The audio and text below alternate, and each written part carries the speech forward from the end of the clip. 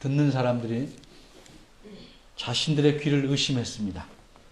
어떻게 이런 판결이 있을 수 있는가? 어떻게 아기를 둘로 나누라고 판결할 수 있을까? 죽은 아기를 둘로 나누는 것도 못할 짓인데 어찌 살아있는 아기를 둘로 나누라고 하는 것일까? 게다가 둘로 나누어서 반은 이 여자에게 반은 저 여자에게 주라고 하니 과연 이것이 공평한 재판인가?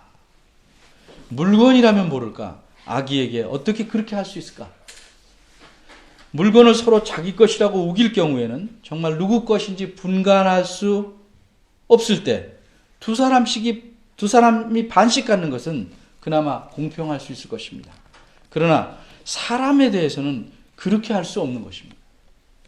아무리 절대적인 권력을 가진 왕이라도 이것은 너무하는 것이 아닌가 하는 생각과 질문이 들 수 있는 그런 사건이 생겼습니다.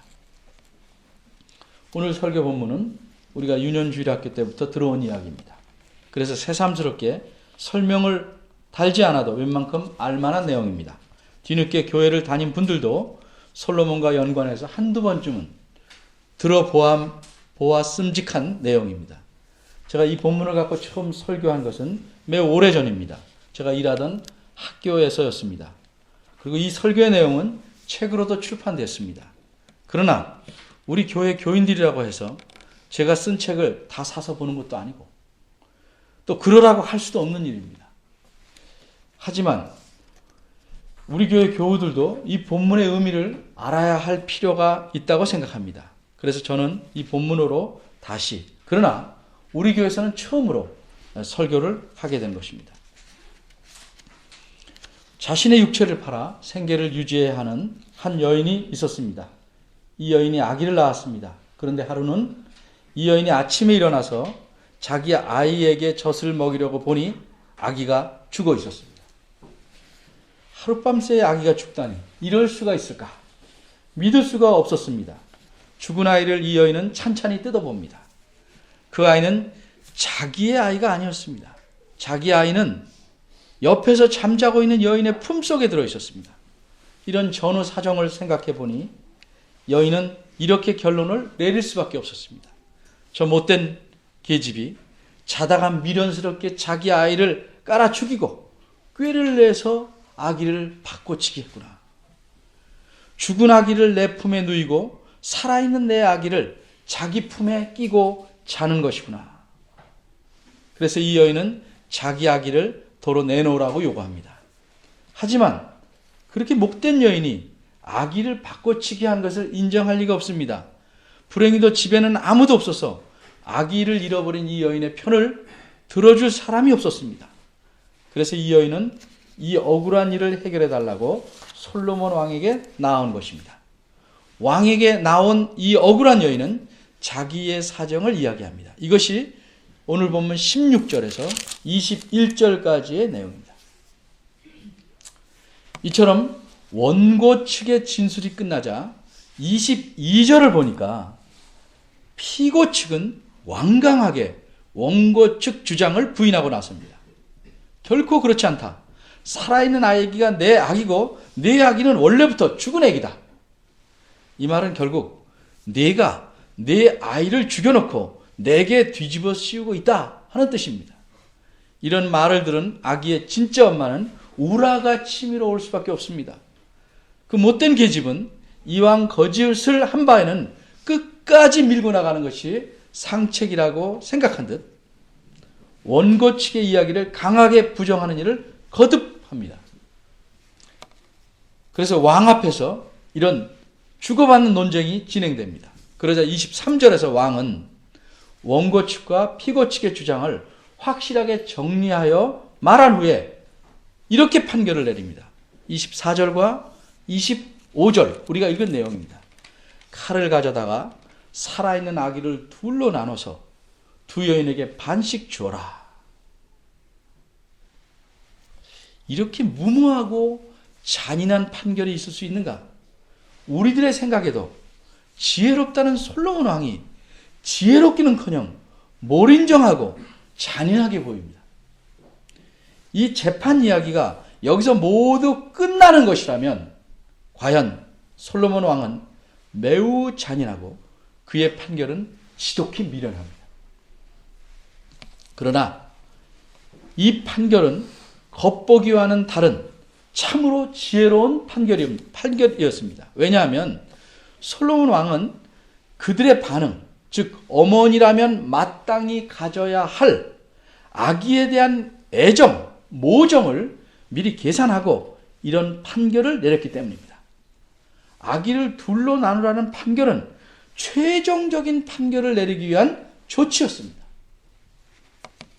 왕이 예상한 대로 두 여인의 반응은 달랐습니다. 26절에 나와 있는 바대로 그 아기를 바꿔치기 한 여인은 누구의 것도 안 되게 아기를 나누라고 합니다.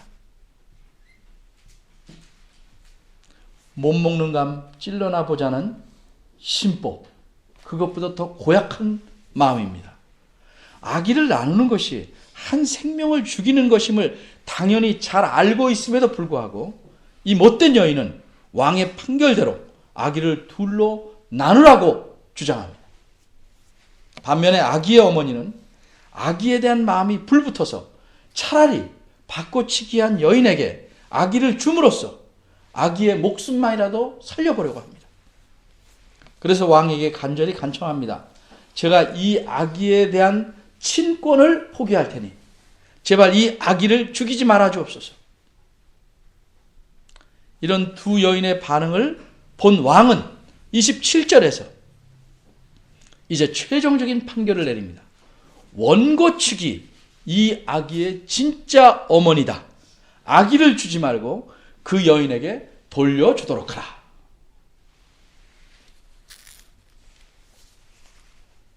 이렇게 해서 이야기가 끝납니다.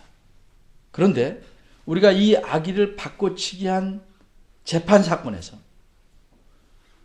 이 내용 자체와 그거 좀 재밌다 하는 점 외에 무엇을 더 알고 계십니까?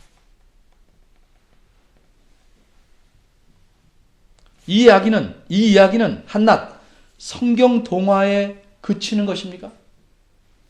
아니라면 이 성경 말씀은, 이 본문은 무엇을 우리에게 말해 주려는 것일까? 만일 요즘 신문이나 방송 또는 잡지와 같은 언론기관에서 이 사건을 취재하였다면 어떻게 했겠습니까? 당연히 보도하는 초점은 다음과 같은 사실에 집중될 겁니다. 왜 이 여인은 창녀가 되어야만 했는가? 그녀가 창녀가 되어야 했던 가정 상황은 어떠했는가? 그렇게 아기를 훔쳐서 바꿔치기한, 그리고 뻔뻔한 거짓말을 밥 먹듯 하는 이 또 다른 창녀의 가족 상황이나 교육 배경이나 심리적인 형편은 어떤 것인가? 두 여인이 함께 살던 집에는 다른 창녀들이 또 있었나?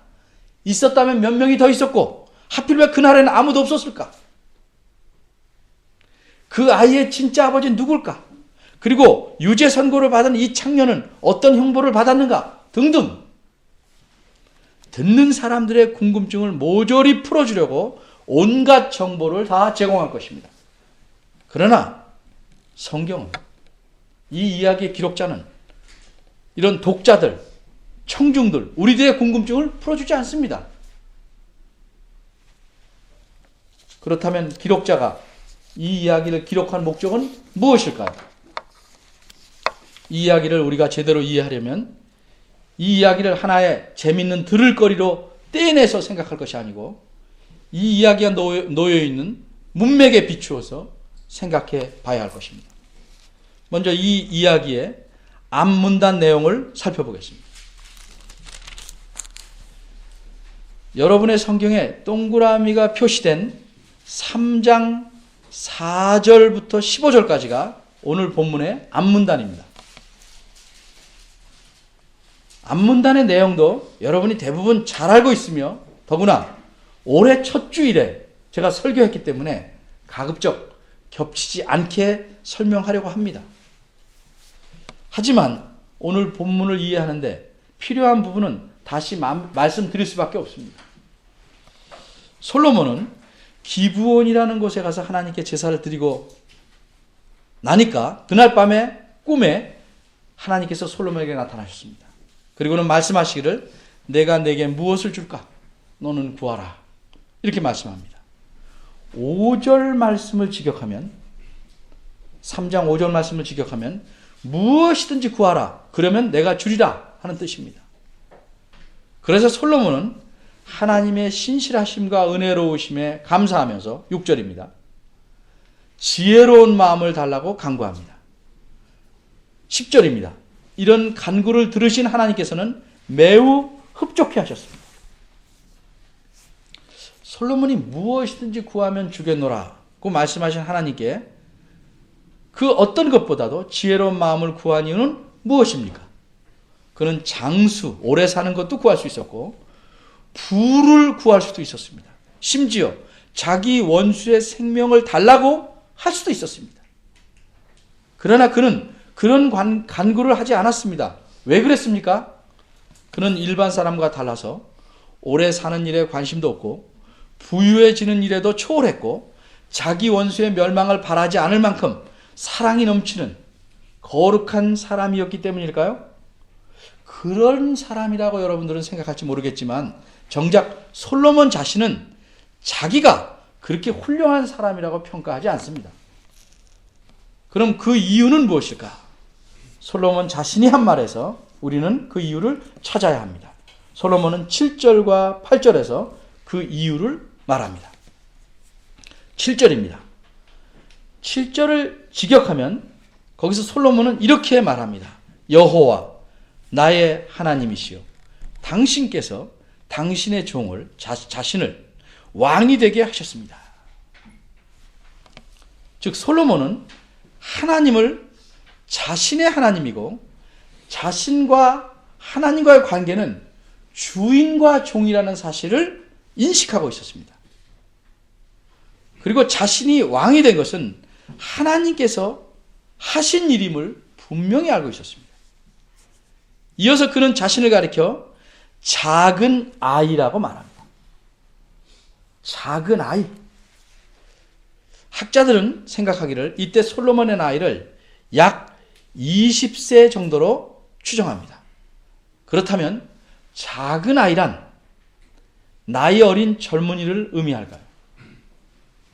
언제나 글이나 말은 그 문맥에서 이해해야 합니다. 솔로몬이 뒤이어서 하는 말이 저는 출입할 줄을 알지 못합니다 라고 했습니다. 이 말에서 작은 아이의 의미를 찾아야 합니다.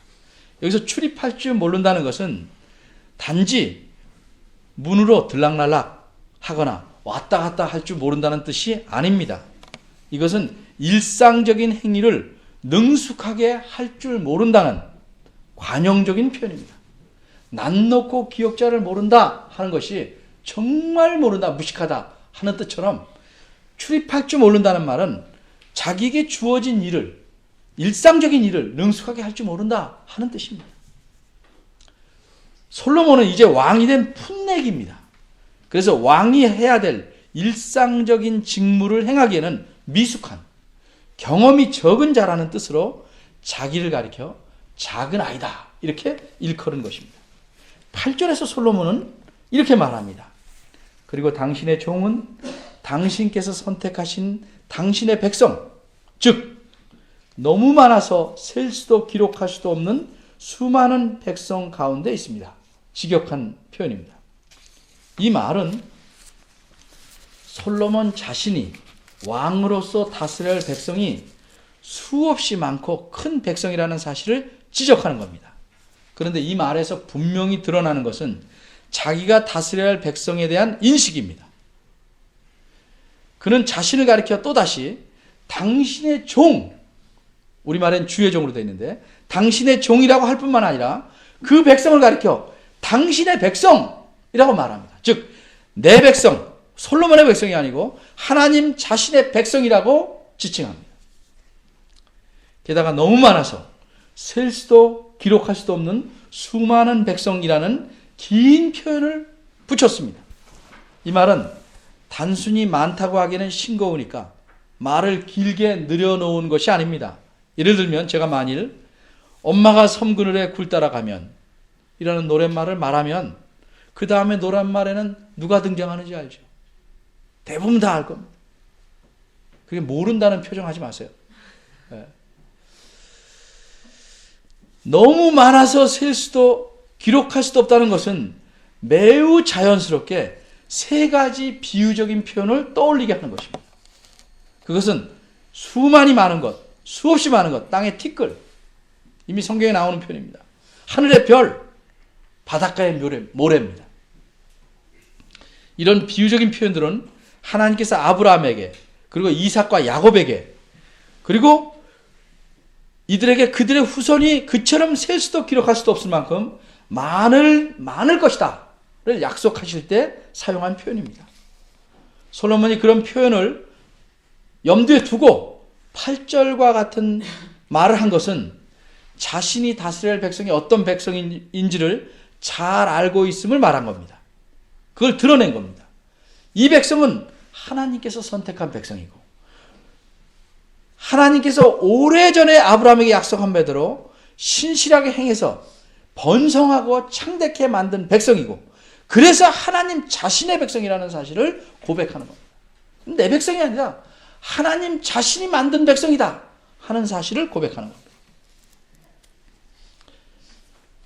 이처럼 솔로몬이 7절과 8절에서 제시한 이유는 하나님께서 솔로몬 자신을 왕으로 세워놓으셔서 하나님의 백성을 잘 다스리길 바라시는데 자신은 미숙하다. 그리고 하나님의 백성은 수요가 너무 많다는 것입니다. 따라서 솔로몬으로서는 하나님께서 지혜를 주지 아니하시면 이 많은 백성을 제대로 다스릴 수 없다는 사실을 알기에 지혜로운 마음을 구한 겁니다. 한마디로 솔로몬은 하나님이 어떤 분이시며 자신이 어떤 존재인지를 잘 알고 있었기 때문에 하나님께 부도, 명예도, 장수도, 보복도 구하지 않고 지혜로운 마음을 구했습니다. 이처럼 지혜로운 마음을 구해야 하는 이유를 말씀드린 후에 9절에서 솔로몬은 자신이 구하는 게 무언지를 하나님께 아뢰입니다. 9절을 직역하면 좀 둔탁하지만 순서대로 직역하면 이렇습니다. 그러니 주시옵소서 당신의 종에게 듣는 마음을 재판할 수 있도록 당신의 백성을 즉 분별할 수 있도록 선과 악을 왜냐하면 누가 재판할 수 있겠습니까? 이토록 많은 당신의 백성을. 여기서도 솔로몬은 자신을 가리켜 당신의 종이라고 합니다. 그러면서 듣는 마음을 주시길 구합니다. 무엇을 듣는 마음일까? 이 점은 잠시 후에 설명하기로 하고 솔로몬이 하나님께 그런 마음을 주십사 하는 목적은 하나님 백성을 재판할 수 있기 위함입니다. 좀 더 구체적으로 말하면 재판을 통해서 옳고 그름을 해낼 수 있도록 하기 위한 것입니다. 그런데 한 가지 우리가 알아야 될 것은 여기서 말하는 재판이라는 건 오늘날처럼 삼권 분립이 성립된 국가에서 사법부가 행하는 재판과는 다른 것입니다. 이때의 재판이란 건 왕이 나라를 공의롭게 다스리기 위한 통치 행위입니다. 왕이 정부와 국회와 사법부를 다 쥐고 있는 것입니다. 따라서 왕이 재판을 통해 옳고 그름을 잘 가려서 공의를 세우는 일은 곧 나라를 잘 다스리는 것입니다. 간추리면 솔로몬은 하나님의 백성을 공의롭게 다스리기 위해서 듣는 마음을 간구하는 것입니다. 이 사실을 9절 하반절은 우리말에서는 번역상 전반절과 후반절이 뒤바뀌었습니다. 9절 하반절은 솔로몬이 듣는 마음을 간구한 이유, 바꿔 말하면 하나님께서 그런 마음을 주셔야만 하는 이유를 질문의 형식으로 표현합니다. 왜냐하면 누가 이토록 많은 당신의 백성을 재판할 수 있겠습니까?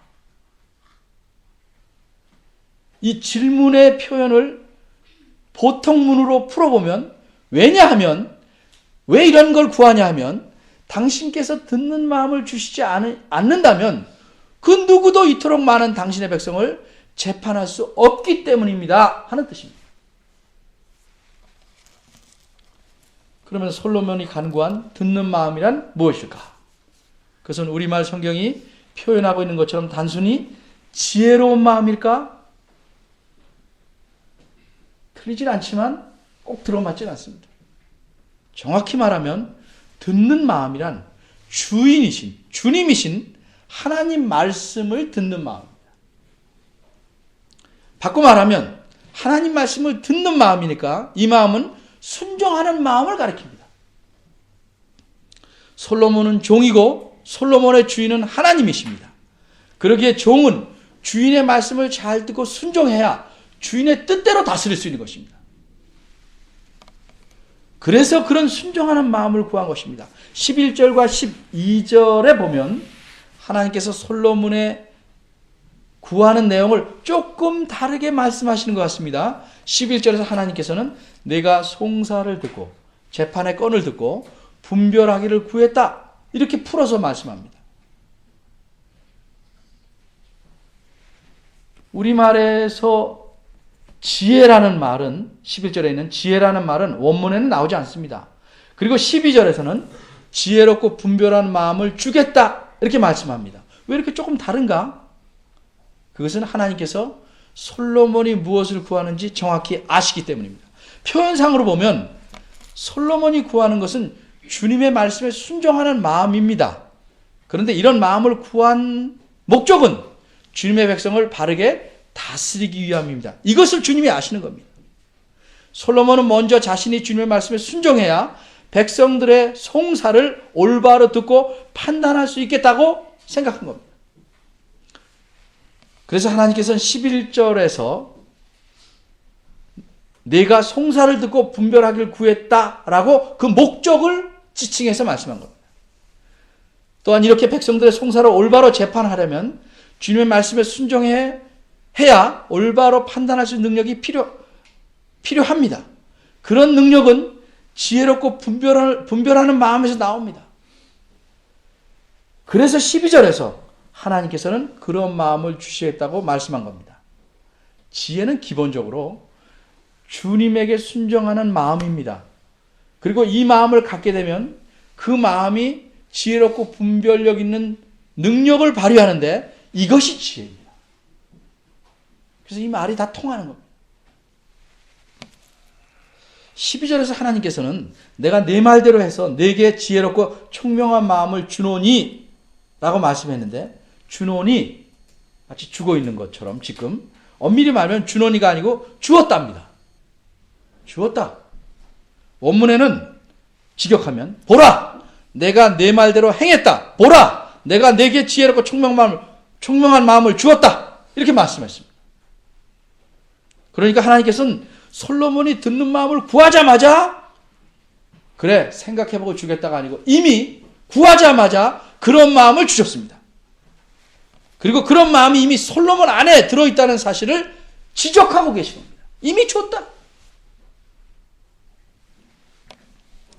그럼 과연 그런 마음은 어느 정도의 것일까?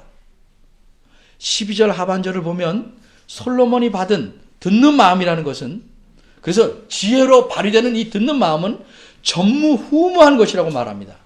솔로몬 같은 자가 솔로몬 이전에도 없고 이후에도 없을 것이라고 말씀합니다. 이와 같은 사실은 기록자가 5장 29절에서 5장 29절입니다.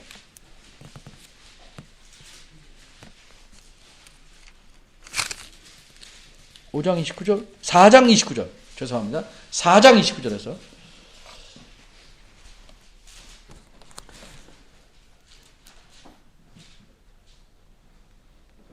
이렇게 표현합니다. 하나님이 솔로몬에게 지혜와 총명을 심히 많이 주시고 또 넓은 마음을 주시되 바닷가에 모래같이 하시네. 솔로몬 시대에도 여러 나라의 이름이 널리 알려진 뛰어난 지혜자들이 있었습니다. 그러나 솔로몬은 그들 중 누구보다도 더 지혜로웠습니다. 여기 4장 30절과 31절에 보면 이렇게 말씀합니다. 솔로몬의 지혜가 동양 모든 사람의 지혜와 애굽의 모든 지혜보다 뛰어난지라 저는 모든 사람보다 지혜로워서 예스라 사람 에단과 마흘의 아들 헤만과 갈골과 다르다보다 나음으로 그 이름이 사방 모든 나라에 들렸더라, 퍼졌더라. 한마디로 줄여 말하면 인류 역사에서 가장 지혜로운 사람이 다름 아닌 솔로몬이라는 것입니다.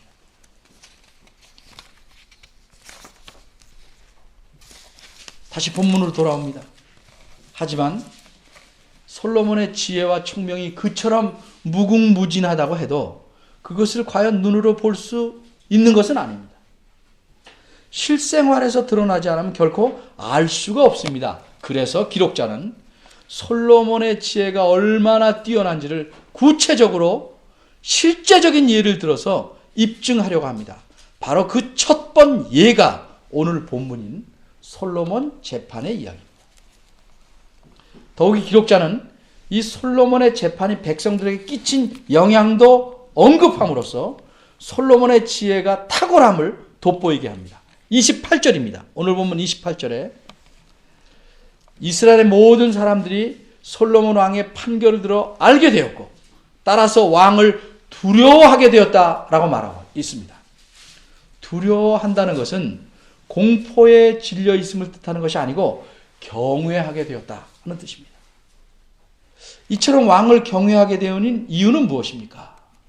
28절 하반절에 보면 그 이유가 있습니다. 이는 즉 왜냐하면 하나님의 지혜가 그 안에 솔로몬 안에 있어서 공의를 행하고 있음을 보았기 때문이다. 하나님께서 솔로몬에게 주신 지혜는 아주 탁월한 지혜이고 이 지혜로서 선악을 정확히 분별해서 공의를 베풀고 있다는 사실을 알게 된 백성들은 그런 하나님의 지혜를 받은 왕을 경외하게 된 것입니다. 그러므로 오늘 본문을 통해서 기록자가 처음 독자들에게 말해주려는 중심적인 사상은 하나님께서는 크고 놀라운 지혜, 즉 이 창녀 사건과 같은 극도로 어려운 일도 넉넉히 해결할 수 있을 만큼 놀라운 지혜를 주셨다는 사실입니다. 그런데 이제 솔로몬은 죽었습니다. 그 크고 놀라웠던 지혜도 솔로몬이 죽었으니까 우리에게 아무런 영향도 미치지 못합니다. 우리는 솔로몬이 다스리는 나라에서 살지 않습니다. 그럼 이 본문은 우리와는 전혀 관계없는 것이고 솔로몬만 돋보이게 하는 것인가? 이 성경이, 이 본문이 성경 안에 기록된 것은 그 찬란했던 솔로몬의 지혜를 추억 삼아서 살펴보라는 것뿐일까? 이제 우리는 솔로몬이 하나님이 이끌어가는 구원 역사에서 어떤 역할을 담당했는가를 생각해 봐야 오늘 본문과 현재 우리와의 연관을, 그래서 거기서 알맞는 대답을 찾을 수 있을 것입니다. 신학적인 얘기를 다 줄여서 한마디로 말하면 솔로몬 왕은 구원 역사에서 중보자의 그림자 역할을 했습니다.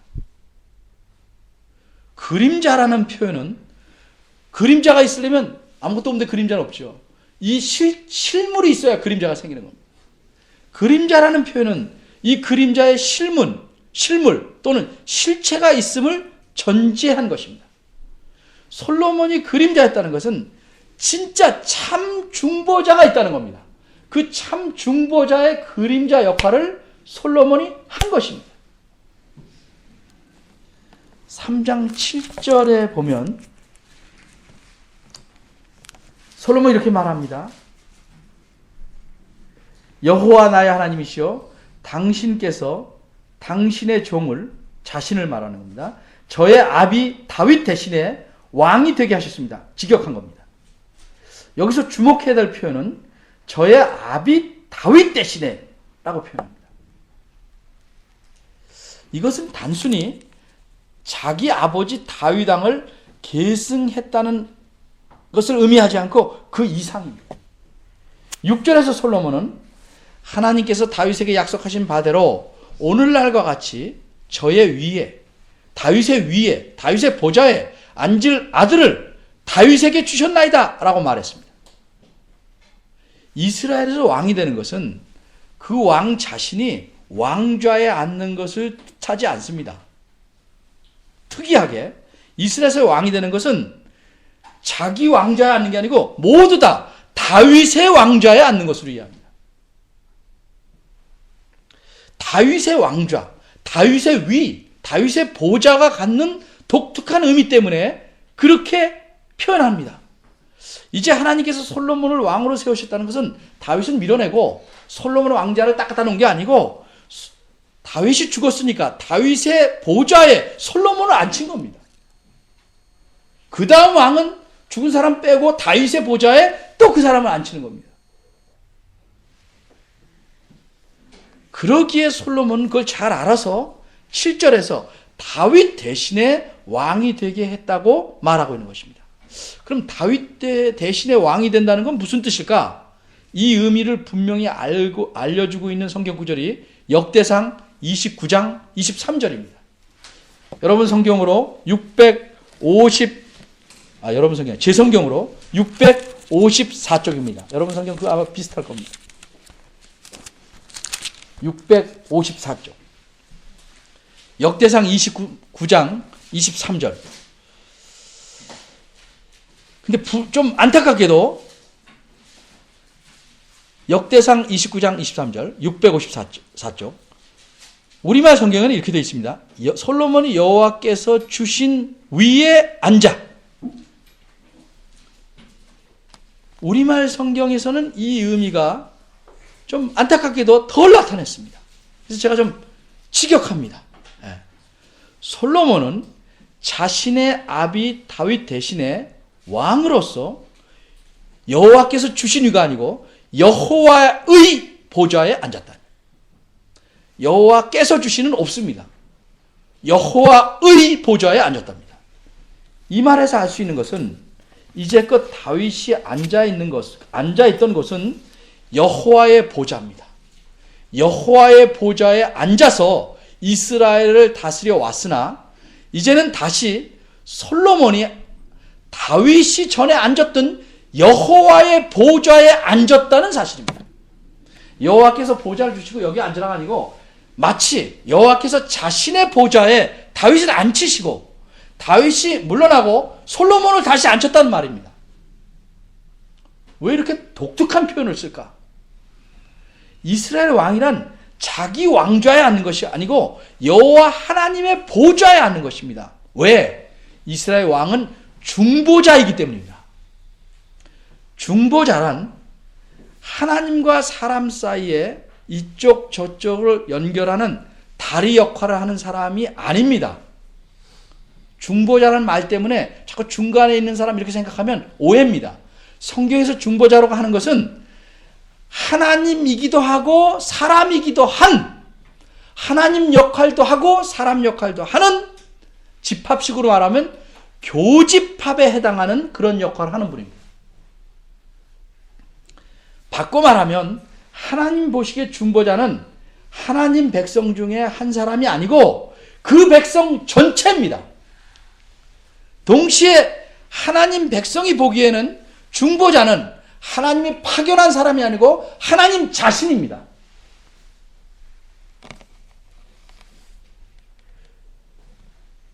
그러기에 왕은 여호와의 보좌에 앉아서 그 백성에게는 하나님의 역할을 하는 셈입니다. 그래서 왕이 잘못 다스리는 것은 누구를 잘못 드러내는 거냐면 하나님 자신을 잘못 표현하는 거예요. 좀 껑충 뛰면 왜 예수님께서 하나님이시고 사람으로 와야 되는지를 알게 되는 겁니다. 하지만 다윗과 솔로몬이 제 아무리 훌륭한 자라고 할지라도 그들은 인간일 뿐이었습니다. 그들이 비록 여호와의 보좌에 하나님의 은혜로 앉아 있으나 그리고 자기의 백성이 아닌 하나님의 백성을 다스리지만 자신들은 참된 왕이신 여호와의 종이라는 자신의 신분을 망각하지 않고 분명히 인식하고 있었습니다. 결국 그들의 중보자로서의 역할은 잠정적입니다. 불완전합니다. 그들의 실체가 올 때까지 이들은 그림자 역할을 하는 것뿐입니다. 마침내 참 중보자이신 예수 그리스도께서 자기 땅에 자기 백성 가운데 오셨습니다. 그래서 이분이 중보자로서 참 하나님이시고 동시에 참 인간으로 오신 것입니다. 이분이야말로 이제 그 그림자를 통해서 자신의 사역을 간접적으로 드러내신 중보자의 실물, 참 실체, 참 중보자로서 그 역할을 감당하시기 위해서 오신 겁니다. 따라서 오늘 본문을 통해서 우리는 그림자를 보고 실체를 내다볼 수 있는 것처럼 하나님께서 자기의 종에 불과한 솔로몬에게 전무후무한 지혜를 주셔서 하나님 나라의 공의를 시행하도록 하셨다면 자신의 아들이고 그 나라의 참 왕으로 세우신 예수 그리스도에게는 얼마나 놀라운 지혜를 주셨는지를 내다볼 수 있어야 합니다. 그래서 오늘 본문은 우리의 시선이 솔로몬에게서 멈추지 않고 더 나아가 예수 그리스도를 바라보게 하는 것입니다. 마태복음 12장 42절에서 예수님은 자신을 가리켜 솔로몬보다 더 큰 이다, 더 크다, 큰 자다 이렇게 표현합니다. 그 마태복음 10장 42절에서는 무엇보다도 지혜와 비교해서 하신 말씀입니다. 인류 역사에서 전무후무한 지혜를 얻은 솔로몬, 그런데 예수님께서 이 솔로몬보다 지혜에 있어서 더 크시다면 그것은 논리상 하나님에게서 받은 지혜가 아니고 하나님의 지혜 그 자체입니다. 예수님 그분 자신이 하나님이시기 때문에 그분은 다른 데서 파생된 지혜를 소유한 것이 아니고 세상을 창조하신 지혜, 하나님의 지혜 그 자체이신 것입니다. 솔로몬 시대의 하나님의 백성들은 그가 참 중보자의 그림자에 지나지 않음에도 불구하고 하나님께서 주신 지혜가 솔로몬 안에 있음을 보고 그를 경외했습니다. 이제 우리 하나님의 백성들은 참 중보자이시며 참으로 하나님의 지혜 그 자체이신 예수님을 얼마나 경외하고 있는가? 과연 그분 안에서 그런 지혜를 보는가? 우리는 다만 경외하는 척 하는 것은 아닐까? 진정한 경외는 감사와 감격, 진정한 존경과 공포가 아닌 두려움이 있어야 하는데 우리는 우리를 다스리는 왕이신 예수님을 그렇게 경외하는가? 생각해 봐야 합니다. 어쩜 우리가 예수님을 경외한다는 것은 단지 빈말에 지나지 않고 그분을 우리가 잘 살기 위해서 우리를 돕는 분 정도로 여기지 않는가? 예수님께서 자기 고향에 가셔서 회당에서 가르치시니 그 사람들이 그 가르침에 놀라 그 가르침을 듣고 놀랐습니다. 그들은 말하기를 이 지혜와 이런 능력이 어디서 났느냐 하고 의아해 했습니다. 예수님이 하나님 자신이요 하나님 지혜 자체인 줄 전혀 몰랐습니다. 그들은 예수님의 인간적인 측면을 너무도 잘 알고 있어서 그분의 하나님 되심을 받아들일 여지가 그들 마음에는 없었습니다. 그래서 결국 그들은 예수님을 배척하고 맙니다. 우리도 마찬가지로 성경을 배운답시고 교회를 열심히 다닌답시고 예수님이 누구신지 좀 안답시고 정작 배워야 될 경외는 내버리고 예수 그리스도를 배척하는 길로 나아가지 않는지 생각해 봐야 합니다. 경외는 예수 그리스도를 바로 알고 배우는 데서 나오는 것입니다. 그리고 이것은 우리 삶에서 표현되어야 합니다. 우리 삶에서 예수 그리스도에 대한 경외가 드러나지 않은 채 배우려 한다면 우리가 배우면 배울수록 그분을 경외하기는커녕 그분을 빙자해서 자신의 삶을 자기 욕심대로 풍족하게 꾸려보려는 악이 우리 안에 도사리게 됩니다. 그렇게 되면 우리는 예수님 당시에 고향 사람들보다 더 못된 짓을 그분에게 하는 것입니다. 예수 그리스도는 우리의 왕이시며 하나님의 지혜이심으로 자신의 나라와 자기 백성인 우리들을 공의와 사랑으로 다스려 나가십니다. 우리가 예수 그리스도를 정말 이렇게 믿습니까? 우리가 예수 그리스도를 진정으로 지혜로우신 하나님이시며 왕으로 신뢰합니까? 그렇다면 때때로 우리 앞에 풀기 어려워 보이거나 이해하기 힘들거나 심지어 잔인하게 보일 만한 일들이 내 삶에 일어난다고 할지라도 그분의 지혜로우신 판단과 다스림을 믿고 낙심하지 말아야 합니다. 우리 눈에 보이기는 하나님 말씀대로 행하는 것이 미련한 일이고 그렇게 해서는 도저히 안 될 것 같아 보이는 상황에서도 그분의 말씀에 온전히 순종해야 됩니다. 이것이 그분의 지혜로우심을 믿는 것입니다.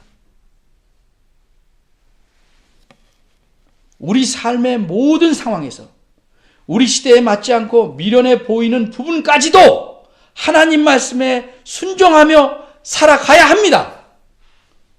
이것이 주님 예수 그리스도를 경외하는 것이고 그분의 백성으로 신실하게 사는 것입니다. 여러분, 어떻게 살아오셨습니까? 어떻게 살아가시렵니까? 자신의 얄팍한 지혜를 믿고 살아가셨습니까? 아니면 무한한 하나님의 지혜 그 자체이신 예수 그리스도를 전적으로 신뢰하고 그분의 말씀에 순종하며 살아가시겠습니까? 이 둘 중에 어떤 삶을 살아야 할지, 어떤 삶이 참되고 복된 삶이라고 생각하는지 여러분의 선택에 달려 있습니다. 기도하겠습니다.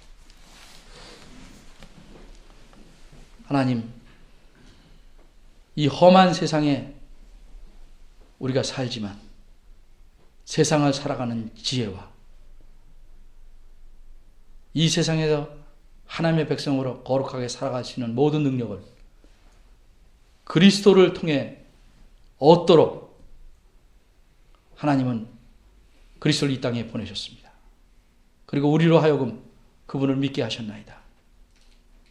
우리는 말로는 믿는다 하면서 그리스도를 통해서 모든 것을 얻지 않습니다. 이런 저희들을 용서해 주시고 참으로 그리스도가 그분께서 우리 삶의 모든 능력이 되시며 지혜가 됨을 알게 하시고 하나님의 미련한 것이 사람의 가장 지혜로운 것보다 뛰어남을 기억하게 하시옵소서. 단순하리만큼 하나님 말씀에 온전하게 순종하는 것이 하나님의 지혜를 따르는 것임을 기억하도록 도와주옵소서. 저희 모두 이런 삶을 살기를 바라옵나이다. 저희를 긍휼히 여겨 주시옵소서. 예수님의 이름으로 기도합니다. 아멘. 나같이 일어나셔서 송영 3장 부르시겠습니다.